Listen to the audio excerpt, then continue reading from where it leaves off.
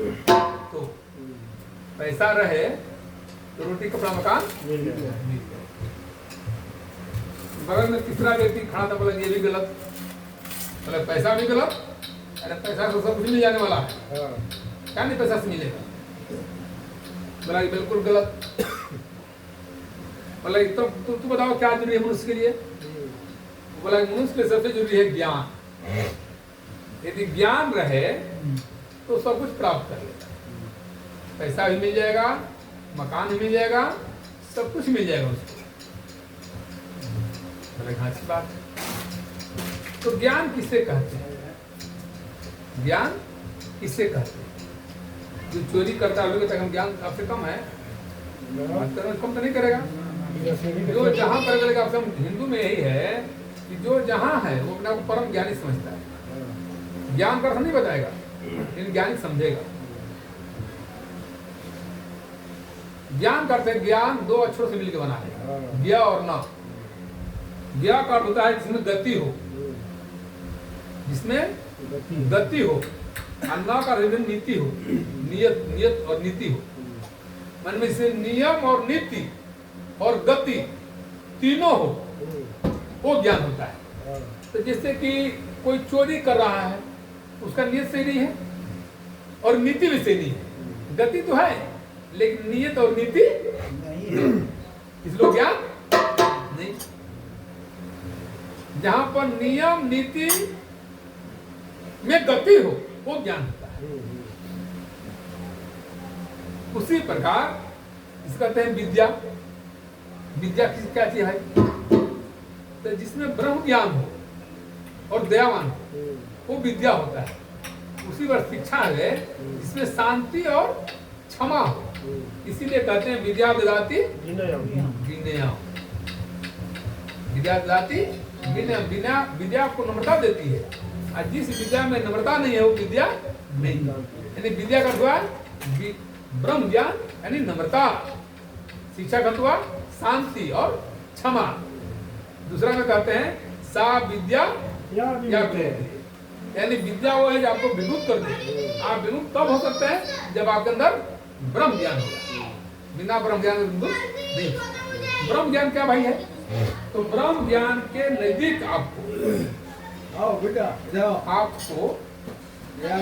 आपका लेकर है अध्यात्म, और अध्यात्म के श्री गणेश होता है धर्म से। अध्यात्म का श्री गणेश होता है सनातन धर्म से। अध्यात्म का श्री गणेश कहाँ से होता है? सनातन धर्म से। कहिए कैसे? पूछते रहिए, प्रश्न प्रश्न बताते रहेंगे हम। अभी राम नवमी मना रहे हैं आप लोग, हमारा पॉइंट वही पा जाएगा, वहीं उड़ेंगे लेकिन आगे पॉइंट पा जाएंगे। राम नहीं मैं देखिए कितना बड़ा अध्यात्म है, कितना बड़ा इसमें अध्यात्म है। पहले तो बताए कि माँ का पूजा, अब समझे आप लोग। माँ का पूजा होता है यानी साल का जन्म हुआ तो पहले माँ का पूजा हुआ, पहला अध्यात्म इसमें है।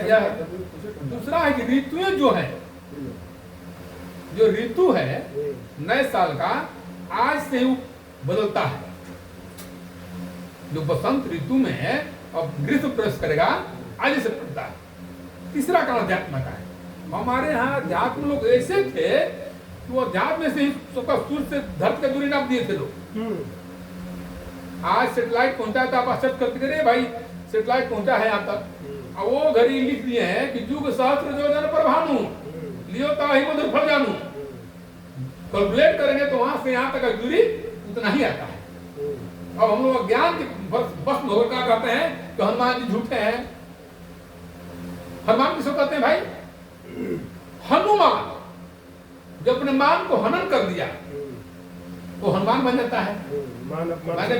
क्षमा सोवती उस भुजंग को जिसके पास गर्व है, जो अपने मान को हनन कर दिया वो हनुमान बन जाता है। जब रावण ने हनुमान जी को बांधा, हनुमान कहते हैं मुंह ही नहीं बांधे कर लाजा, मुझे बांधने कोई लाज शर्म नहीं है कि न चाहो प्रभु कर काजा, मुझे बांधने कोई शर्म नहीं है। जब लंका में प्रवेश करते हैं हनुमान जी, तो आज है कि हम थोड़ा सा आगे बढ़ते हैं, हारमोनियम बजाते हैं, ढोलक बजाते हैं, चाहे कोई काम करते हैं तो हम बड़े हैं, कोई बड़ा काम कर रहा है हम बड़े हैं। जब लंका में प्रवेश कर रहे हैं तो सब वीर कहते हैं कि हम 2 कोस 4 कोस 10 कोस जाएंगे। जामुन जी कहते हैं हम पार तो हो जाएंगे, लेकिन लौट करके नहीं आएंगे। अंगद जी कहते हैं कि हमको जाने में कोई दिक्कत नहीं है, लेकिन आने में संदेह है।